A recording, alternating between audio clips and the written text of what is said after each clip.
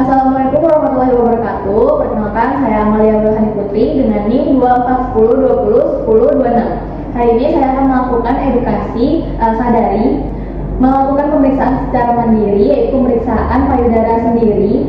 Untuk tujuannya adalah untuk mendeteksi tanda-tanda adanya kanker pada payudara.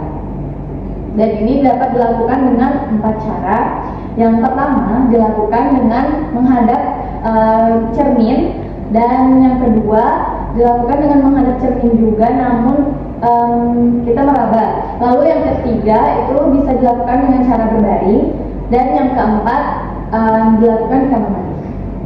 Untuk yang pertama, kita bisa berhadapan dengan cermin.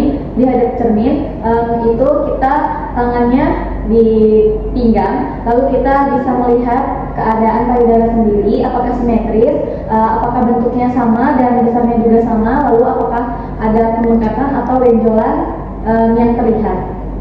Untuk selanjutnya itu yang kedua, sama, tetap menghadap cermin, tapi yang kedua tangan kanan kita di atas dan tangan kirinya itu untuk meraba puting atau memencet juga apakah ada cairan putih atau darahnya gitu.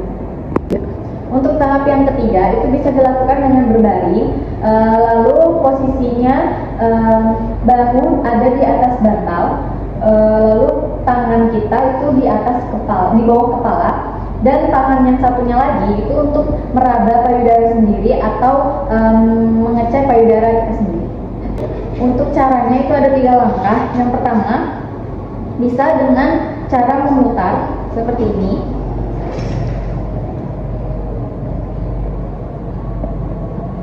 Lalu yang kedua bisa dengan cara naik turun.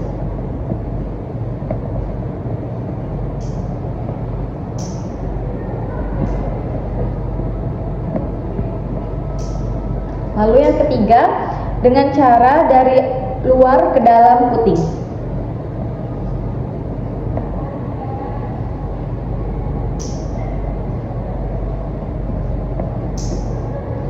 Untuk langkah yang keempat itu bisa dilakukan dengan cara duduk dan ada di kamar mandi saat kita mandi. Itu untuk memudahkan kita dalam mengecekkan, karena pada saat itu payudaranya juga basah. Dan dilakukan saat pakaian sudah terbuka. Untuk selanjutnya itu caranya sama seperti kita yang berbaring tadi. Tangan kanan itu di atas, lalu tangan kiri itu untuk mengecek atau meraba payudaranya. Lalu dilakukan pijat seperti yang tadi, pengecekan yang seperti kita baring tadi. Yang pertama itu dari memutar, lalu yang kedua itu dari bawah ke atas, yang ketiga itu dengan cara dari luar ke dalam puting. Baik, mungkin itu sekian yang bisa saya sampaikan dari edukasi ini. Semoga bermanfaat untuk kita semua. Terima kasih.